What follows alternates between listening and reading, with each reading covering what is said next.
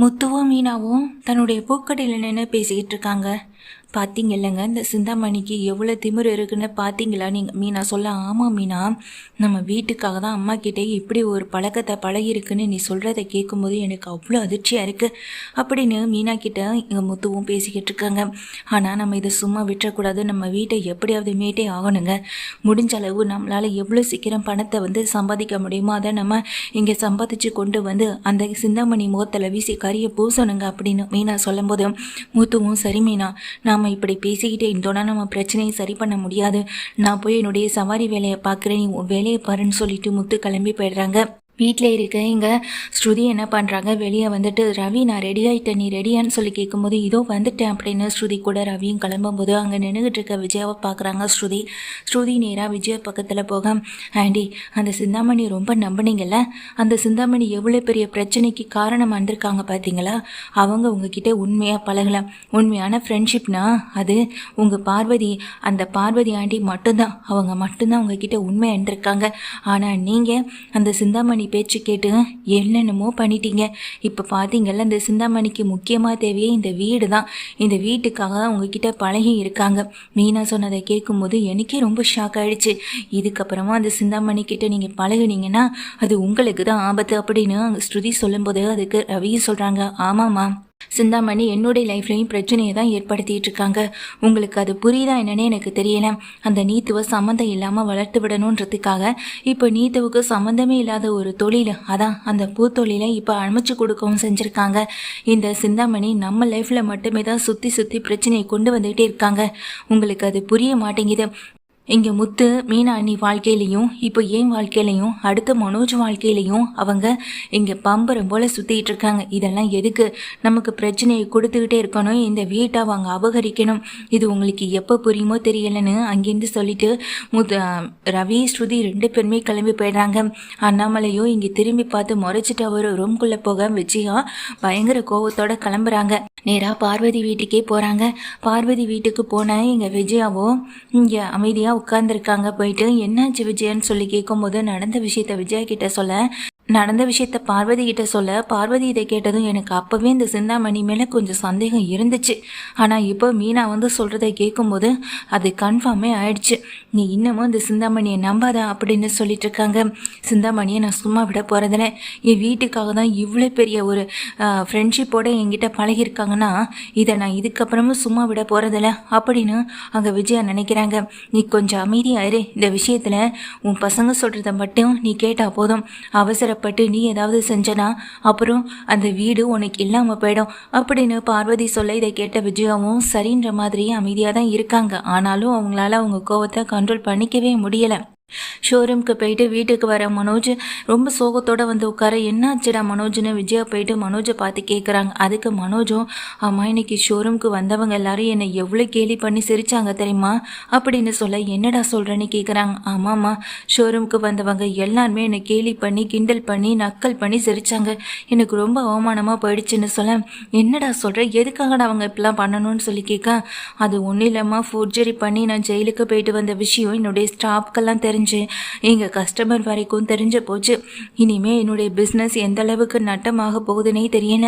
இவங்க எல்லாரையும் நம்பி நான் அதிக முதலீடு போட்டு தான்ப்பா இதெல்லாம் நடத்திட்டு இருக்கேன்னு சொல்லும்போது இதை கேட்ட விஜயா, ஐயோ என்னடா என்னென்னமோ சொல்லிட்டு இருக்கேன்னு இங்கே பதட்டப்படுறாங்க விஜயா. அண்ணாமலை பக்கத்தில் வந்தவங்க, இப்போ கூட உன் பையனுக்கு நல்ல புத்தி எதுன்னு சொல்லி கொடுக்க தோணதில்ல, இப்போ கூட செஞ்சது தப்பே இல்லைன்ற மாதிரி தானே அம்மாவும் மகனும் பேசிக்கிட்டு இருக்கீங்கன்னு அண்ணாமலை சொல்ல, அது இல்லைங்க, நடந்த எல்லா விஷயத்துக்கும் நானாங்க காரணம், எல்லாத்துக்கும் காரணம் இந்த முத்துவும் மீனாவும் தானுங்க அப்படின்னு சொல்ல, அப்படியா, மீனாவோ உன் பிள்ளைக்கிட்ட என்னை மாதிரி கையெழுத்து போட்டு பத்திரத்தை கொண்டு அடமான வச்சுக்கோன்னு மீனா சொன்னாலா, இல்லை முத்து தான் சொன்னானா அப்படின்னு அங்கே அண்ணாமலை கேட்க, அது இல்லைங்க, அந்த மீனாவும் முத்துவும் தாங்க காரணம். அவன் மட்டும் சங்க எலெக்ஷன் தேர்தலில் நிற்காமல் இருந்திருந்தா இவ்வளோ பெரிய பிரச்சனை நமக்கு வந்திருக்குமா? சிந்தாமணிக்கு இப்படி ஒரு எண்ணம் வந்ததுக்கு காரணமே இவ தேர்தலில் நின்று ஜெயிச்சதுக்கு பிறகு தானங்க. அப்போவே நான் சொன்ன வேண்டான்னு, ஆனால் அவள் காது கொடுத்து கேட்டாளா அப்படின்னு சொல்லிட்டு இங்கே மீனாவை திட்டுறாங்க விஜயா. உடனே அண்ணாமலை. போதும் நிறுத்து விஜயா. இதுக்கப்புறமா இந்த வீட்டில் இருக்க மற்றவங்க மேலே பழியை போட்டு நீ எத்தனை காலத்துக்கு நீ செஞ்ச தப்பை மறைச்சு தப்பிச்சிட்டே இருக்கலான்னு இருக்க?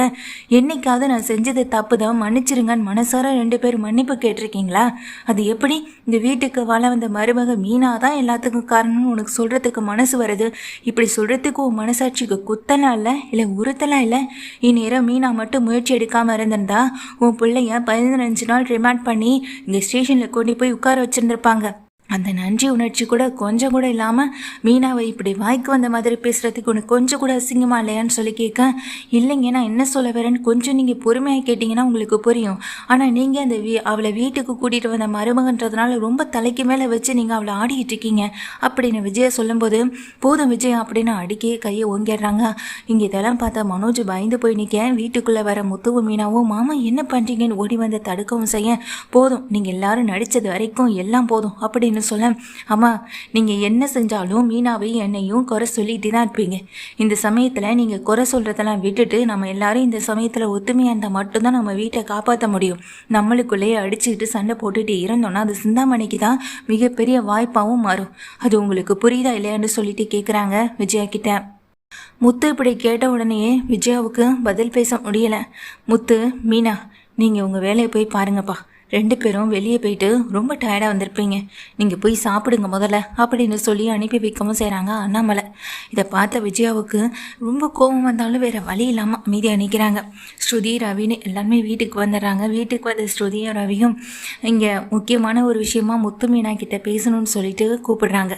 முத்து மீனா வெளியே வர, அன்னைக்கு 48 லட்ச ரூபா நீ மொத்தமாக கடன் அடைக்கணுன்றதுக்காக என்னால் கையில் இந்த 1 லட்ச ரூபா மட்டும்தான் கொடுக்கவும் முடிஞ்சுது. அதே கடன் வாங்கி தான் கொடுத்தேன். ரெஸ்டாரண்ட்டில் அந்த அளவுக்கு வருமானமும் இல்லாததுனால தான் எங்களால் உனக்கு அந்த அளவுக்கு உதவி செய்யவும் முடியலை. ஆனால் இதுக்காக அப்படியே விட்டுற மாட்டோம்ல முத்து அப்படின்னு சொல்ல, என்னடா சொல்கிற அப்படின்னு கேட்குறாங்க இங்கே ரவி கிட்ட முத்துவோ மீனாவோ. அதுக்கு ரவி சொல்கிறாங்க, இப்போது என்கிட்ட இருக்க ஒரு சில நகைகள் என்னோடது, எனக்காக நான் எடுத்துக்கிட்டது இருக்கு, அதை வேணா தரேன், அதை மொத்தமாக வித்தோ இல்லை அடமான வச்சோ இந்த பணத்தை நீங்கள் எடுத்துக்கங்க அப்படின்னு இங்கே ரவியும் ஸ்ருதியும் சொல்கிறாங்க. அதெல்லாம் ஒன்றும் வேணாண்டா அப்படின்னு அங்கே முத்து சொல்லும்போது, அதுக்கு ஸ்ருதி சொல்கிறாங்க, என்னுடைய நகையையும் நான் சேர்த்து அடகு வைக்கலான்னு தான் சொன்னேன், ஆனால் அதுக்கு தான் ரவி ஒத்துக்கவே மாட்டேங்கிறான். எனக்கு அதனாலேயே அவன் மேலே கோவம். அட்லீஸ்ட் இவனுடைய நகையாவது நீங்கள் வாங்கிக்கலாம்னு சொல்ல, அதெல்லாம் ஒன்று வேணாமா ஸ்ருதி, நீ முதல்ல நாங்கள் சொல்கிறத கேளு, இந்த கடனை நாங்கள் பார்த்துக்குறோம், நீங்கள் இதை தலையில் எடுத்து போட்டுக்க வேணாம், கஷ்டம் 2 பேருக்குமே வேண்டாம், ஒருத்தரோடையே போகட்டுமே நாங்கள் மீனாவும் சொல்லும்போது, அதை கேட்ட ஸ்ருதி, எப்படிங்க இந்த விஷயத்தில் உங்களுக்கு நாங்கள் சப்போர்ட் பண்ணாமல் இருக்க முடியும்? நாங்கள் ஸ்ருதி சொல்கிறாங்க, நீங்கள் சப்போர்ட் பண்ணுறேன்னு சொன்னதே பெரிய விஷயந்தான், அதுக்காக நீங்கள் இதை தலையில் தூக்கி போட்டுக்க வேணான்னு தான் நாங்கள் சொல்கிறோம். கிடைக்கும்போது பணம் கையில் இருக்கும்போது கொடுங்க, ஆனால் அதுக்காக கடன் வாங்கியோ இல்லை இந்த மாதிரி ஏதாவது செஞ்சோ நீங்கள் எனக்கு கொடுக்க வேண்டாம் அப்படின்னு சொல்லும்போது, ரவியும் ஸ்ருதியும் பார்த்துட்டே இருக்காங்க. இது உங்ககிட்ட வாங்கக்கூடாதுன்றதுக்காக சொல்லலை, அட்லீஸ்ட் இது ஒருத்தவங்களோட போகட்டுமே, எல்லா கஷ்டத்தையும் எதுக்காக எல்லாரும் தூக்கிக்கணும், அதனால தாண்டா சொல்ல வந்தேன்னு சொல்ல, உனக்கு ஒரு கஷ்டம்னா அது எனக்கும் இல்லையா? இந்த வீட்டில் ஒரு கஷ்டம்னா எல்லாமே ஷேர் பண்ணிக்கிறதுல தான் இருக்குது. உன்னுடைய கஷ்டத்தை உன்னுடைய கஷ்டமாக மட்டுமே பார்க்காத, இது மனோஜுடைய வேலை, ஆனால் அவனே இந்த விஷயத்தை விட்டு விலகி நிற்கிறான். அவங்களுக்காக நீங்கள் ஓடணும் உழைக்கணுன்ற அவசியம் இல்லை, ஆனால் இந்த வீட்டுக்கு நீங்கள் செய்யும்போது இந்த வீட்டுக்காக நாங்களும் செய்கிறதுல ஒன்றும் தப்பு இல்லைன்னு சொல்லிட்டு தன் கழுத்தில் கலந்த ஒரு செயினை கலட்டி இதை முத்து கையில் ஒப்படைச்சாராங்க. இதில் எவ்வளோ பணம் வரும்னு தெரியல, ஆனால் கம்மியாக தான் வரும்னு எனக்கு தெரியுது, ஆனால் தயவு செஞ்சு இதை எடுத்துக்கூட முத்து, சீக்கிரமாகவே என்னால் முடிஞ்ச பணத்தையும் நான் உனக்காக நான் கொடுக்குறேன், வெளியில் சில இடங்களில் நான் கேட்டும் பார்த்துருக்கேன் அப்படின்னு சொல்ல, இதனால் முத்துவையும் மீனாவையும் பார்த்துட்டு அண்ணாமலை எதுவுமே சொல்லலாம். முத்து வந்துட்டு மீனாவும் வேறு வழி இல்லாமல் வாங்கிக்கிறாங்க. இதுக்கு மேலே நம்ம வேண்டான்னு சொன்னோன்னா அவங்க கோச்சிப்பாங்க, இல்லைன்னா அவங்க கோவப்பட்டு நம்மக்கிட்ட பேசாமல் போயிடுவாங்கன்னு நினச்சிட்டு முத்து மீனா அதை வாங்கிக்கவும் செய்கிறாங்க. ஸ்ருதிக்கும் ரவிக்கும் இப்போ தான் கொஞ்சம் மனசுக்கு நிம்மதியாகவும் ஆறுதலாகவும் இருக்குது. அவங்க 2 பேரும் உள்ளே போக இங்கே விஜயாவும் மனோஜும் ஒருத்தர் மாற்றி ஒருத்தர் பார்த்துட்டே இருக்க, ஏண்டா முத்து இங்கே முத்துவுக்கு அங்கே ரவி அவன் பங்குக்கு தன்னால் என்ன முடியுமோ செய்கிறான், ஏன்னா உன்னுடைய ஷோரூம்லேருந்து வர வருமானத்தில் பாதியை நீ கொடுத்தா கூட இந்த சொத்து பற்றின விஷயத்த அவங்க நம்ம அப்படியே பேசாமல் அமைக்கலாம்லன்னு சொல்லிட்டு விஜயா சொல்லும்போது, அம்மா நான் அப்பாவை நம்ப தயாராக இல்லை. அப்பா எப்போ என்னுடைய சொத்தை ரவிக்கும் முத்துவுக்கும் பிரித்து கொடுக்குறேன்னு சொன்னாரோ அதுக்கப்புறம் நான் இதுக்காக இந்த வீட்டை மீட்கணுன்றதுக்காக வந்து நிற்கணும்னு சொல்லும்போது விஜயாவுக்கு கோவம் வருது. டே, இந்த வீடு என்னோட வீடுனா, எதுக்காகவும் இந்த வீட்டு பத்திரத்தை அடமானம் வைக்கக்கூடாதுன்னு நினச்சிட்டு இருந்தவடானா, ஆனால் உனக்காக இதை கொண்டு வந்து வைக்கவும் செஞ்சேன். அப்பாவுடைய கையெழுத்தை போட சொன்னது நான் தான். ஆனால் இப்போ ஏன்டா உன்னை போட சொன்னோன்னு நான் தாண்டா அதிகமாக ரொம்ப வருத்தப்பட்டுட்டு இருக்கேன்னு விஜயா சொல்ல, என்னம்மா பேசுகிறீங்கன்னு சொல்லிட்டு மனோஜ் சொல்ல, எனக்கு என்ன பண்ணுவே எது பண்ணுவே தெரியாது. ஷோரூமில் வர எல்லா பணத்தையும் நீங்கள் தான் கொண்டு வந்து கொடுக்கணும் அப்படின்னு விஜயா வந்துட்டு கண்டிஷன் போட்டு விட்டுறாங்க. மனோஜ் பயங்கர யோசனையில் இருக்காங்க. அடுத்த நாள் ஷோரூமுக்கு போகிற மனோஜும் அதே யோசனையில் அதே சிந்தனையில் இருந்துகிட்டு இருக்காங்க. அப்போ ரோஹிணி வரவங்க, மனோஜ் என்ன மனோஜ் நீ இன்னும் அந்த விஷயத்துலேருந்து வெளியே வரவே இல்லையான்னு ரோஹிணி கேட்க, அதெல்லாம் ஒன்றும் இல்லைன்னு தனியாக போய் நிற்கிறாங்க. பின்னாடியே வந்த ரோஹிணி மனோஜுக்கிட்ட திரும்பவும் கேள்வி கேட்குறாங்க. அம்மா இந்த மாதிரி இங்கேருந்து வர பணத்தை மொத்தம் கொண்டு வந்து கொடுக்க சொல்லிட்டாங்க. எப்படியாவது நாம் இந்த கடனை அடைச்சிட்டு வீடு நமக்கானதாக மாறணும்னு சொல்லிட்டு இருக்காங்கன்னு சொல்ல, மனோஜ் நீ சொல்கிறது எனக்கு புரியலை அப்படின்னு அங்கே ரோஹிணி கேட்க, இப்போ திரும்பவும் அந்த விஷயத்த சொல்லும்போது ரோஹிணி சொல்கிறாங்க, அதுக்கு மனோஜ்கிட்ட, இங்கே பாரு மனோஜ், அந்த கடனை நீ எது கிடைக்கணும், அந்த கடனை நீ ஒன்றும் வாங்கலையே அப்படின்னு சொல்ல, அது நான் தான் வாங்கினேன் அப்பாவுடைய சைனை பண்ணி அப்படின்னு சொல்லும்போது, ஆனால் அதில் உண்மையில எந்த தப்பும் இல்லையே. உங்கள் அம்மா சொல்ல சொன்னாங்க, நீ செஞ்சது தவறு தான், இல்லைன்னு சொல்லலை. ஆனால் உங்கள் அம்மா உன்னை வழி நடத்துறது தவறு தானே, வழி நடத்துகிறவங்க மேலே தானே அந்த தவறு இருக்கு. இங்கே பாரு மனோஜ், இப்போவும் நல்லதுக்காக தான் சொல்கிறேன். உன் கூடவே இந்த உன்னை வழி நடத்துகிற ஒரு நல்ல வழிகாட்டியாக நான் என்றைக்குமே இருப்பேன். உங்கள் அம்மா மாதிரி என்றைக்குமே உன்னை சிக்கலில் மாட்டி விட நான் எதையுமே செய்ய மாட்டேன். நீ வெளியே வந்தது வரைக்கும் எனக்கு சந்தோஷம்தான் மனோஜ். ஆனால் திரும்பவும் தப்புக்கு மேலே தப்பு பண்ணாத. இந்த பணத்தை கொண்டு கொடுக்கறதுனால அந்த வீடோ இல்லை இந்த சொத்தோ உனக்காக வரும்னு மட்டும் எதிர்பார்க்காத. இனி உன்னுடைய சேவிங்ஸ், உன்னுடைய உழைப்பு இது எல்லாமே தனியாக இருக்கணும். நீ ஞாபகம் வச்சுக்கோன்னு மனோஜை பார்த்து ரோஹிணி சொல்லிட்டு போக மனோஜ் யோசனையோடய நிற்கிறாங்க. ஆனால் எங்கள் விஜயா எதிர்பார்த்துட்டே இருக்காங்க, மனோஜ் மூலமாக ஏதாவது பணம் கிடைக்கும், அது மூலமாக இந்த வீட்டை மீட்டரலாம். அதுக்கப்புறம் இந்த முத்துவுக்கு வந்துட்டு எதையுமே செய்ய வேண்டியதில் அவசியம் இல்லை. அவன் கொடுத்த பணத்தை அவனுக்கே திருப்பி கொடுத்துடவும் முடியுன்ற ஒரு நம்பிக்கையில் தான் இங்கே விஜயா இருக்காங்க. ஆனால் மனோஜ் அந்த பணத்தை திருப்பி கொடுக்கணுன்ற ஐடியாவில் கொஞ்சம் கூட இல்லவே இல்லை. இந்த கோபம் இங்கே மனோஜுக்கும் இருக்க தான் செய்து அம்மா மேலேயும். வீட்டுக்கு வந்த மனோஜ் கிட்ட இங்கே விஜயா போய் ரூமில் பார்த்து கேட்கவும் செய்கிறாங்க. அம்மா, இனிமேல் இந்த விஷயத்தை பற்றி பேசாதீங்க. என்னால் இந்த வீட்டை மீட்கணுன்றதுக்காக மொத்த கடனையும் அடைக்க முடியாது. என்கிட்ட அவ்வளோ பணமும் இல்லை. ஷோரூம் வேறு எந்த நிலைமையில் போயிட்டுருக்குன்னு உங்களுக்கு நல்லா தெரியும். அப்படி இருக்கும்போது நான் பணத்தை எப்படி அரேஞ்ச் பண்ண முடியும்னு சொல்ல, லோன் எடுடா, நீ ஷோரூம் வச்சு லோன் எடுத்து அந்த கடன் அடைக்கலாம்னு சொல்ல, அம்மா ஆல்ரெடி நான் லோன் எடுத்ததே அடைக்க முடியலை, உங்களுக்கே தெரியும்ல. அந்த வீட்டை அதாவது புதுசாக ஒரு வீடு வாங்கணும்னு சொல்லி 30 லட்ச ரூபா, அந்த 30 லட்ச ரூபா லோன் எடுத்ததானம்மா. அப்படி இருக்கும்போது அந்த பணத்தை எவனோ ஒருத்தர் ஏமாற்றி வாங்கிட்டு போயிட்டான். இப்போ வரைக்கும் அந்த பணம் கைக்கும் கிடைக்கல, அவனும் சிக்கலை. இந்த நிலைமையில என்னால் எப்படி திரும்ப லோனுக்கு போய் நிற்க முடியும்னு சொல்லிட்டு கேட்குறாங்க. விஜயா அதிர்ச்சியோட பார்த்துட்டே இருக்காங்க இங்கே மனோஜை. அப்போ உன்னால் எதுவுமே செய்ய முடியாதாடான்னு சுகத்தோட கேட்காங்கம்மா. இந்த விஷயத்தில் என்னால் எதுவுமே செய்ய முடியாது. முத்து கடனை அடைக்கட்டும், அதே நேரத்தில் இந்த சொத்தை முத்துவுக்கு போக விடாமல் செய்கிறதுக்கு என்ன பண்ணணுமோ அதை நம்ம பண்ணுவோம் அப்படின்னு சொல்ல விஜயா யோசிச்சுட்டே வெளியே வந்துடுறாங்க. மனோஜோ நிம்மதியாக படுத்து தூங்கலான்னு படுக்கவும் செஞ்சிடறாங்க. ஆனால் விஜயாவுக்கு தான் தூக்கமும் வரல, ஒன்றும் வரல, ரொம்ப கவலையோடையே சுற்றிக்கிட்டு இருக்காங்க. இப்போ முத்து வந்துட்டு அடுத்த நாள் சவாரிக்காக கிளம்புறாங்க. இங்கே வெளியே வந்த மீனா வந்துட்டு கேட்குறாங்க, என்னங்க நம்ம கடனை எப்படியாவது அடைச்சே தீரணுங்க, அதுக்கு ஏதாவது வழி இருக்கான்னு பாருங்கங்கன்னு சொல்ல, மீனா நானும் அதானே மீனா போராடிக்கிட்டே இருக்கேன். 10 லட்ச ரூபா கொடுத்தாச்சு. 38 லட்ச ரூபாயில் 5 லட்ச ரூபா மட்டும்தான் நம்மளால் சேர்க்க முடிஞ்சிருக்கு. மீதி 33 லட்ச ரூபா. இந்த 33 லட்ச ரூபாயை எப்படி நம்ம இவ்வளோ சீக்கிரத்தில் ரெடி பண்ண போகிறோன்னே தெரியலன்னு சொல்ல, நானும் ஆர்டர் மேலே ஆர்டர் எடுத்துகிட்டு தான் இருக்கேன். எவ்வளோ முயற்சி பண்ணாலும் அந்த 33 லட்ச ரூபாயை நம்மளால் தொட முடியாதோன்னு ஒரு சந்தேகமே வந்துடுச்சுன்னு மீனா சொல்ல, மீனா என்றைக்குமே நம்ம முயற்சியை கைவிட்டக்கூடாது, கடைசி வரைக்கும் போராடிட்டே இருக்கணும். நம்மளால் முடிஞ்ச அளவுக்கு அந்த பணத்தை நம்மளால் திருப்பி கொடுக்கவும் முடியும் அப்படின்னு சொல்லிட்டு முத்து வந்துட்டு சொல்கிறாங்க.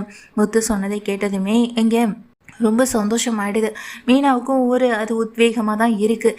இங்கே முத்து சவாரிக்காக போயிட்டு ரிட்டர்ன் திரும்பும்போது தான் அந்த ஃபினான்சியரை பார்க்குறாங்க.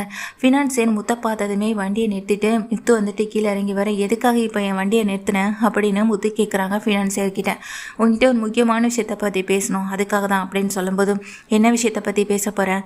உன் பணத்தை நாங்கள் அடைக்கிறதுக்காக தான் ஓடிக்கிட்டு இருக்கோம், உழைச்சிட்ருக்கோம். அந்த பணத்தை நான் எப்படியும் கொடுத்துருவேன். அந்த வீடு கண்டிப்பாக நீ நினைக்கிற மாதிரி சிந்தாமணி கைக்கு நான் போக விட்டுற மாட்டேன் அப்படின்னு சொல்ல, ஹலோ, நான் உங்ககிட்ட பேச வந்ததே உன் வீட்டை பற்றின விஷயத்தை பற்றி தான் ஃபினான்சியர் சொல்லும்போது முத்து ரொம்ப ஷாக் ஆகுறாங்க. என் வீட்டை பற்றி என்ன விஷயத்தை பற்றி பேசணும்னு சொல்ல, நீ என்ன தான் கடைசி நிமிஷம் வரைக்கும் ஓடினாலும் உன்னால் திரும்பவும் அந்த 38 லட்சம் ரூபாயை கொடுக்க முடியாதுன்னு உனக்கும் தெரியும், உன் மனைவிக்கும் தெரியும், எனக்குமே தெரியும். அது தெரிஞ்சதுனால தான் ஒரு ஈஸியான வழி இருக்குது. உனக்கு உன் வீடு கைக்கு வந்து சேரணும்னா நான் சொன்ன மாதிரி நான் சொன்ன விஷயத்த நீ செஞ்சிட்டனாலே போதும் அப்படின்னு முத்துக்கிட்ட சொல்கிறாங்க. என்ன விஷயம்? என்ன தப்பான ஐடியா ஏதாவது கொடுக்க போறியா அப்படின்னு முத்து ரொம்ப கோவமாக கேட்குறாங்க. அதுக்கு அந்த ஃபினான்சர், இங்கே பாரு முத்து, நீ எந்த பிரச்சனையிலையும் சிக்கிறதுக்காக நான் இந்த ஐடியா கொடுக்கல. எனக்கு ஒரு கோடி கணக்கில் லாபம் வரத்துக்கான தொழிலுக்கு நீ உதவி செய்ய போகிறேன், அவ்வளோதான் சொல்ல. முதல்ல விஷயத்த சொல்லு அப்படின்னு கோவமாக முத்து கேட்கும்போது, இங்கே பார், உன்னுடைய காரில் தான் அவர் அடிக்கடி ட்ராவல் பண்ணுறதா நான் கேள்விப்பட்டேன்னு சொல்ல. யார் அப்படின்னு கேட்குறாங்க. இங்கே முத்துவோம், அடிக்கடி உன் காரில் தான் வருவார், அவர் பேர் கூட டேய் என்னடா அது அப்படின்னு சொல்லி கேட்க, ஞானசேகர் அப்படின்னு சொல்கிறாங்க. அவர் பெரிய பொறுப்பில் இருக்கக்கூடியவர். அவருடைய ஃபைல், அவருடைய சம்திங், அவருடைய நிறைய கொண்டு வர பொருட்கள் எல்லாம் அவர் கையில் எப்போதுமே இருந்துகிட்டு இருக்கும். நீ எனக்காக அவருடைய லேப்டாப் மட்டும் திருடி கொடுத்துரு, அதை மட்டும் நீ செஞ்சால் மட்டும் போதும், அதுக்கு பிறகு நான் பார்த்துக்கிறேன்னு சொல்ல. ஓ, நான் இதுக்காக அந்த வேலையை பார்க்கணுன்னு எங்கள் முத்த சொல்ல, உனக்கு 33 லட்ச ரூபா பணம் வேணும்னா நீ அதை செஞ்சால் மட்டும் போதும், இதுக்கப்புறம் நீ அந்த கடனை அடைக்கணுன்ற அவசியமே இல்லை. ஏன்னா நீ செய்ய போகிற உதவியே பல கோடி ரூபாய் லாபம் தரத்துக்கான ஒரு தொழிலுக்கான அவர் ஒரு கொட்டேஷன் போட்டு அவர் தனியாக ஒன்று ரெடி பண்ணி வச்சுருக்காரு. அவருடைய பிஸ்னஸ் பற்றின முக்கியமான டீட்டெயில்ஸ் அந்த லேப்டாப்பில் தான் இருக்குது. அந்த பிஸ்னஸ் அவர் எப்படி வெற்றிகரமாக ரன் பண்ணிகிட்ருக்கான்ற விஷயமும் அதில் தான் இருக்குது.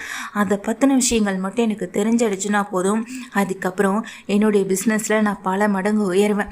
அது மட்டும் இல்லை, புதுசாக அவர் வாங்குறதுக்காக இருக்க அந்த ஒரு இடத்த கூட என்னால் இப்போ வாங்க முடியும். அவருக்கு முன்னாடி நான் வாங்குறதுக்கு அதை ட்ரை பண்ணிட்டு தான் இருக்கேன் அப்படின்னு சொல்கிறாங்க. இதை கேட்ட உடனே அதிர்ந்து போகிறாங்க முத்துவும். ஆமாம் முத்து, நீ செய்யக்கூடிய விஷயம் சாதாரண விஷயம் இல்லை, ரொம்ப பெரிய விஷயம். இதை நீ செஞ்சிட்டனா மட்டும் போதும், இப்போவே நீ மொத்த அமௌண்ட்டையும் பே பண்ணிட்ட அப்படின்றதுக்கான ஒரு ரெசிப்டை எழுதி இப்போவே உன் கையில் ஒப்படைச்சிடுவேன். அதை மட்டும் இல்லை, அந்த பத்திரத்தையும் உன் கையில் ஒப்படைச்சிடுவேன்னு சொல்ல, ஓ, இதை நீ செஞ்சுட்டா அந்த சிந்தாமணி உன்னை சும்மா விட்டுருமா? சிந்தாமணி சொல்லி தானே நீ எங்கள் வீட்டுக்குள்ளே வந்த, சிந்தாமணி சொல்லி தானே எங்கள் வீட்டு பத்திரத்தை நீ வாங்கி வச்சிருக்க, அந்த பத்திரத்துக்காக தானே சிந்தாமணி உன்னை என்னெல்லாம் பண்ணணுமோ அதெல்லாம் செய்ய சொல்லிட்டு இருக்க. அப்படி இருக்கும்போது சிந்தாமணிக்கு தெரியாமல் அந்த வீட்டு பத்திரத்தை என்கிட்ட கொடுத்தா அந்த சிந்தாமணி சும்மா இறந்துருமான்னு சொல்ல, சிந்தாமணியா? அந்த சிந்தாமணியை விட பல மடங்கு பவரும் அதிகாரமும் என்கிட்ட இருக்குது. என்னால் அந்த சிந்தாமணியை என்ன வேணாலும் செய்ய முடியும்.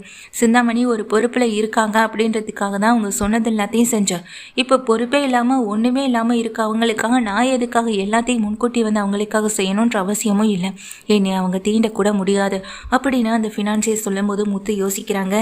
என்ன முத்து, நான் உனக்கு பெரிய ஆப்பர்ச்சுனிட்டி கொடுக்குறேன், அப்படி இருக்கும்போது நீ எனக்காக இதை செய்ய மாட்டேன்னு அப்படி இருக்கும்போது நீ எனக்காக இதை செய்வேன்னு நான் முழுசாகவும் நம்புகிறேன். அது மட்டும் இல்லாமல் அந்த சிந்தாமணியால் எனக்கு எந்த லாபமும் இல்லை. லாபமே இல்லாத ஒரு விஷயத்துக்காக நான் வந்துட்டு நிற்கணுன்ற அவசியமும் இல்லை. லாபம் கூட வரக்கூடிய ஒரு விஷயம்னா அது மூலமாக தான் வரப்போகுது. அப்படி இருக்கும்போது உனக்காக நான் இதை செய்யாமல் இருப்பேனா என்ன? இப்போவே நான் ரெசிப்ட் ரெடி பண்ண தயார். நீ எனக்காக அந்த லேப்டாப்பை எடுக்க தயாரா அப்படின்னு சொல்லி கேட்குறாங்க. முத்து யோசிக்கிறாங்க. சரின்ற மாதிரி தலையாட்டிடுறாங்க எங்கள் முத்து இந்த விஷயத்தை பற்றி சொன்ன உடனே முத்துக்கு பயங்கர சிந்தனை ஓடிக்கிட்டே தான் இருக்கு. ஆனால் அதே நேரத்தில் எங்கள் ஃபினான்சியர் வந்துட்டு, ஓகே, உன்னை நான் முழுசாக நம்புகிறேன், உன் வீட்டுக்காக இதை நீ சக்ஸஸ்ஃபுல்லாக முடிச்சு காட்டுவன்றதையும் நான் நம்புகிறேன்னு அந்த ஃபினான்சியர் சொல்லிடுறாரு. முத்துக்கு இங்கே ஒரு பயம் பதட்டம் எல்லாம் இருக்குது. எப்போதும் போல் இங்கே அவர் முத்து வண்டியில் ஏறத்தான் செய்கிறாரு. சார், நீங்கள் எங்கே இறங்கணும் அப்படின்னு சொல்லிட்டு கேட்க, ஏற்கனவே நான் எப்போ இறங்குற இடத்துல தான்ப்பா, கொஞ்ச நாளைக்கு முன்னாடிலேருந்து தான் நீங்கள் என்னுடைய கார் புக் பண்ண ஆரம்பிச்சிங்க. நீங்கள் என்ன நம்பிக்கையில் என் காரில் ஏறுறீங்க? நீங்கள் பெரிய ஆஃபீஸர், நீங்கள் தனியாக கார்லேயே போகலாமேன்னு சொல்ல, இல்லைப்பா, யாரையும் நம்ப முடியல இந்த காலத்தில். உன்னை பற்றி கேள்விப்பட்டேன், உன்கிட்ட உன்னோட காரில் போனால் கொஞ்சம் சேஃப்டியாக இருக்குன்னு முழுசாக நம்பினதுனால தான் நான் உன் கூட வந்துக்கிட்டு இருக்கேன்னு சொல்கிறாங்க. முத்து இதை கேட்டதும் அமைதியாக வண்டியை ஓட்டிகிட்டே இருக்காங்க. சார் என்ன சார் எப்போதுமே லேப்டாப்பில் ஒர்க் பண்ணிகிட்டே வரீங்க, என்ன விஷயம்னு சொல்லி கேட்க, என்னுடைய பிஸ்னஸ் பற்றின அனைத்து டீட்டெயில்ஸும் இதில் தான் இருக்குது. என்னுடைய பிஸ்னஸ் அதாவது தொழில் எதிரிகள் பல பேர் இப்போ பல இடங்களுக்கு போட்டி போட்டுட்ருக்காங்க. அந்த இடத்துடைய டீட்டெயில்ஸ், அந்த இடத்துல என்ன பண்ணலான்ற மாதிரியான ஐடியாக்கள் எல்லாமே இந்த லேப்டாப்பில் தான் இருக்குது. ஸோ அதனால தான்ப்பா அப்படின்னு சொல்லும்போது இதை கேட்ட முத்து அமைதியாக இருக்காங்க. சார் உங்ககிட்ட ஒரு முக்கியமான விஷயத்தை பற்றி பேசணும் அப்படின்னு சொல்லும்போது, என்னப்பா அப்படின்னு சொல்லிட்டு கேட்க, இல்லை எனக்கு தெரிஞ்ச ஒருத்தர் என்னை வந்து பார்த்தாரு, என்கிட்ட வந்து உங்களுடைய லேப்டாப்பை எடுக்கணும், அதுக்கு நான் எவ்வளோ பணம் வேணாலும் தரேன்னு சொன்னார். என்னுடைய கடன் சுமையை என்னுடைய வீட்டை காரணம் காட்டி அவர் கேட்ட இந்த விஷயத்த என்னால் நான் மறுக்க மாட்டேன்னு நினச்சி அவர் என்கிட்ட சொன்னார். பட் நான் அந்த மாதிரியான ஆள் கிடையாது சார். நான் உங்களுடைய சேஃப்டிக்காக தான் சொல்கிறேன், எப்போதும் கொஞ்சம் கவனமாகவே இருங்க அப்படின்னு சொல்ல, அந்த இடத்துல நிறைய ஆட்கள் வந்துடுறாங்க, குறுக்க புகுந்துடுறாங்க. முத்து பின்னாடி இருக்க அந்த ஆள் 2 பேருமே அவங்க கிட்ட சிக்கிக்க, சில ரவுடிங்க வந்துட்டு அவரை இழுத்து அடிக்கவும் செய்கிறாங்க, லேப்டாப்பை பிடுங்கவும் செய்கிறாங்க. ஆனால் முத்து அடித்து அவங்கள்ட்டேருந்து காப்பாற்றவும் செய்கிறாங்க. யார் சார் இவங்கெல்லாம் அப்படின்னு சொல்ல, ஒருவேளை நீ சொன்ன ஆளாக இருக்குமோப்பா அப்படின்னு அவர் கேட்கும்போது, இல்லை கண்டிப்பாக இது அந்த ஆட்கள் கிடையாது, இது வேறு யாராவதா இருக்கணும் அப்படின்னு முத்து சொல்கிறாங்க. எனக்கு ஏகப்பட்ட தொழில் எதிரிகள் இருக்கிறதுனால யார் எப்போ என்ன வேணாலும் செய்கிறதுக்கான வாய்ப்பு அதிகம். எப்படியாவது இந்த இடத்த வாங்கணும்னு நான் போராடிக்கிட்டு இருக்கேன். அந்த இடத்துல நான் ஒரு பெரிய பிஸ்னஸ் ஆரம்பிக்கணும்னு நினைக்கிறேன். ஆனால் அந்த இடத்துக்கு போட்டிக்கிட்டு அந்த இடத்துல நான் என்ன பிஸ்னஸ் பண்ண போகிறேன்னு தெரிஞ்சுக்கணுன்றதுக்காகவும், என்னுடைய பிஸ்னஸ் பற்றின அனைத்து டீட்டெயில்ஸ், நான் எந்த அளவுக்கு அதை ரன் பண்ணிக்கிட்டு இருக்கேன், இப்படி லாபம் வர்றதுக்கு என்ன காரணம்னு தெரிஞ்சுக்கிறதுக்காக தான் அவங்க என்னை பின்தொடர்ந்து வந்துகிட்டே இருக்காங்கன்னு எங்கள் முத்துக்கிட்ட வந்துட்டு சொல்லவும் செய்கிறாரு. இதை கேட்டவுடனே முத்து, சார் இப்போதைக்கு உங்களோட சேஃப்டி ரொம்ப முக்கியம், ஸோ நீங்கள் என்ன பண்ணுறீங்கன்னா அப்படின்னு சொல்லிட்டு முத்து வந்துட்டு அவரை தான் வீட்டுக்கு கூட்டிகிட்டு வந்துடுறாங்க. சார் நீங்கள் இருங்க அப்படின்னு சொல்லிட்டு இருக்கவும் செய்கிறாங்க. அது மட்டும் இல்லாமல் முத்து அவருக்காக நிறைய பாதுகாப்பை கொடுக்கவும் செய்கிறாங்க. இதெல்லாம் பார்த்து அவருக்கு ரொம்ப சந்தோஷமாகவும் இருக்குது. ஏன்ப்பா நீ அவர் கேட்டும் இந்த விஷயத்தை எதுக்காகப்பா செய்யாமல் விட்டேன்னு சொல்லிட்டு கேட்குறாங்க முத்துக்கிட்ட. முத்து உடனே சொல்கிறாங்க, சார் எனக்கு அந்த விஷயத்தை செய்கிறது ரொம்ப நேரம் ஆயிருக்காது, ஆனால் அதெல்லாம் செய்கிறதுனால என் குடும்பம் நல்லா இருக்குமான்னு கேட்டால் நிச்சயமாக நல்லா இருக்காது. என்றைக்குமே உழைச்சி கஷ்டப்படுற பணத்தில் வாழ்ந்தால் தான் சார் நல்லாயிருக்கும். அவங்கக்கிட்ட வாங்கின கடனை அடைக்கணுன்றதுக்காக தான் நானே என் மனைவியும் அயராமல் பாடுபட்டுக்கிட்டு ஓடிக்கிட்டும் இருக்கோம், உழைச்சிட்டும் இருக்கோம், கஷ்டப்பட்டு உழைக்கிறோம். அவன் போட்ட அந்த டைமுக்குள்ளே 33 லட்ச ரூபாயை திருப்பி கொடுக்க முடியுமா அப்படின்றது எங்களுக்கு இப்போ தெரியலை. ஆனால் ஒவ்வொரு நாள் முயற்சியையும் நாங்கள் வீணடிக்காமல் ஓடிக்கிட்டே இருக்கோம் சார். நீங்கள் இந்த விஷயத்தில் நான் அவர்கிட்ட ஒத்துக்கிட்டதுக்கு காரணமே, இதை நான் செய்யலைன்னா இந்த விஷயத்தை வேற யார்கிட்டையாவது கண்டிப்பாக அந்த ஆள் கொடுத்துருப்பான், எப்போ என்ன நடக்குன்னே தெரிஞ்சிருக்காது, அதனால தான் சார் அப்படின்னு சொல்லும்போது இதை கேட்ட அவரும் ரொம்ப சந்தோஷப்படுறாங்க.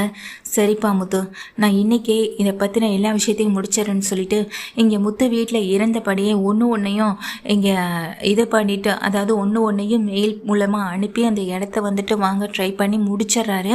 இந்த விஷயம் வந்துட்டு அங்கே அந்த ஃபினான்சியருக்கு அதுக்கு போகுது. ஃபினான்சியருக்கு பயங்கர கோபம் வருது. ஃபினான்சியர் நேராக வீட்டுக்கு வந்துடுறாங்க. வீட்டில் அந்த ஆள் இருக்க, முத்து நீ என்னை நம்ப வச்சு ஏமாற்றிட்டேன், உன்னை சும்மா விட மாட்டேன், உனக்கு நான் ரெசிப்ட் எழுதி தரேன்னு சொன்னல, இங்கே பார், இனிமேல் இந்த வீடு உன் கைக்கு கிடைக்காத அளவுக்கு நான் என்ன செய்யணுமோ அதை செஞ்சுட்டேன். இதுக்கப்புறம் இந்த வீடு உன் கைக்கு கிடைக்காது, இனிமேல் இந்த வீட்டோட பாத்திரம் இந்த சிந்தாமணி கையில் தான் போக போகுது அப்படின்னு சொல்லிட்டு இங்கே ரொம்ப கோபத்தோட பார்க்க, அப்படி ஒன்று நடக்க விட மாட்டேன் அப்படின்னு அந்த ஆஃபீஸர் வந்துட்டு கிளம்பி நிற்கிறாங்க.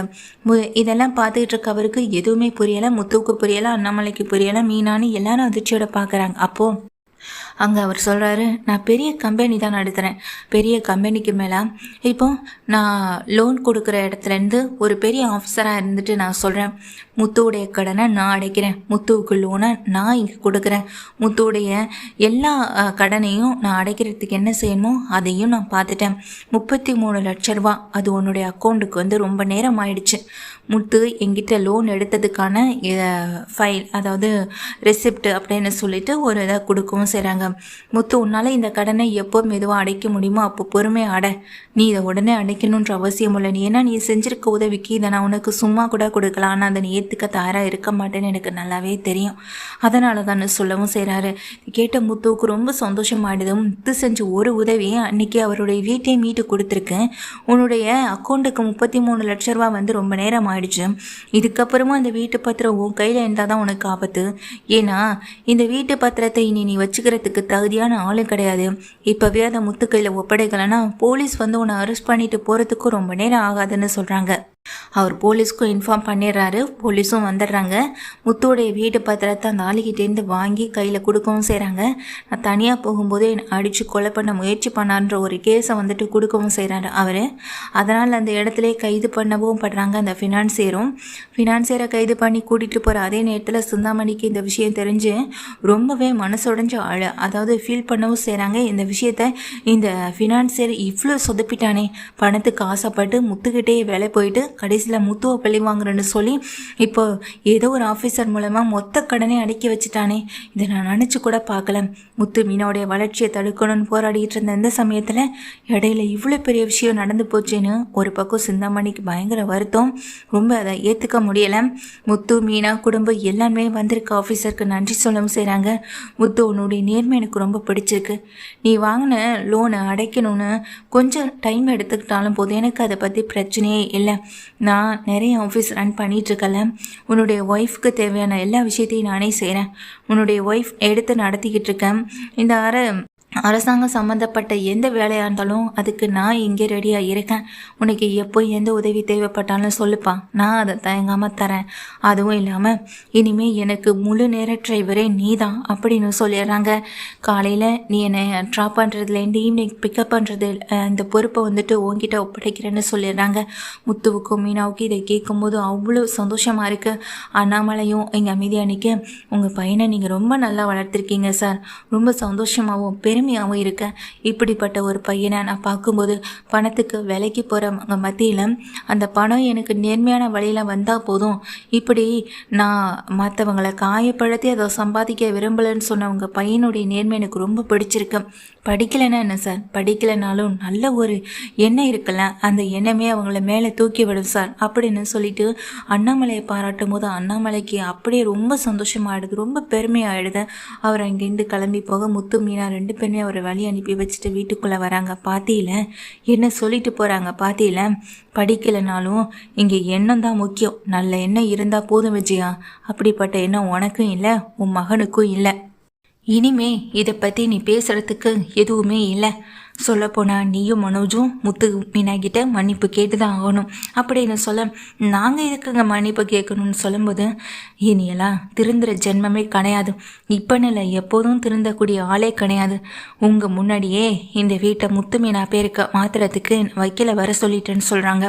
முத்து மீனா மேலே போயிட்டு அங்கே அண்ணாமலையை பார்த்துட்டு பேசிக்கிட்டு இருக்க அந்த சமயத்தில் வக்கீல் வீட்டுக்கு வந்துடுறாங்க. சொல்லுங்க அண்ணாமலை அப்படின்னு அங்கே பரிசு தான் கூட்டிகிட்டு வராங்க. அண்ணாமலை நீ தானே கூட்டிகிட்டு வர சொன்னா, அதான் உடனே கூட்டிகிட்டு வந்தேன்னு சொல்லும்போது, சார் இந்த வீட்டோட மொத்த பாகத்தையும் மொத்த பொறுப்பையும் நான் என் பையன் முத்து பேர்லேயும் மீனா பேர்லேயும் எழுதி வைக்கலான்னு இருக்குன்னு சொல்ல, இதை கேட்டால் மனோஜும் விஜயும் அப்படியே அதிர்ச்சியோ உறைஞ்சி நிற்கிறாங்க. என்னங்க அப்போ நம்ம பையன் ரவி அப்படின்னு சொல்லும்போது, ரவி பேர்லேயும் ஸ்ருதி பேர்லேயும் தான், இவங்க ரெண்டு பேர்லேயும் இந்த வீட்டை எழுதி வைக்கலான்னு நான் முடிவு பண்ணிட்டேன். இதுக்கப்புறம் இதில் பேசுகிறதுக்கு எதுவுமே இல்லை அப்படின்னு அண்ணாமலை சொல்லிடுறாங்க. அண்ணாமலை சொன்னது போல் இந்த வீட்டோட முழு பொறுப்பும் மொத்த பொறுப்பும் ரெண்டு பேர் கைக்கும் மாறதான் செய்து. அது மட்டும் இல்லாமல் விஜயாவும் மனோஜும் வாயை பிளந்த மாதிரி நிற்கிறாங்க. அங்கே சிந்தாமணியும் ரொம்ப மனசு உடஞ்சி இடிஞ்சு போய் உட்காந்துடுறாங்க. தலைவெறி கோலத்தோடு தான் உட்காந்துருக்காங்க. இங்கே முத்து மீனான்னு இவங்க லைஃப்பில் அடுத்தடுத்த அச்சீவ்மெண்ட்டை நோக்கி ஓடுறது இங்கே அண்ணாமலைக்கு பெரிய சந்தோஷத்தை கொடுக்குது. இழந்த அந்த மானம் திரும்ப அவருக்கு கிடைச்ச மாதிரியும் இப்போ வந்துட்டு போனவரால் அவர் கொடுத்த அந்த வார்த்தைகளால் பெருமையாக பேசினது எல்லாமே அண்ணாமலைக்குள்ளே திரும்ப திரும்ப ரிவைண்ட் ஆகிட்டே இருக்கு. அவர் முகத்தில் வெறும் புன்சிரிப்பும் பொலிவுமா மட்டுமே தான் இருக்குது. பரிசுக்கு இதை பார்க்கும்போது சந்தோஷமாக தான் இருக்குது.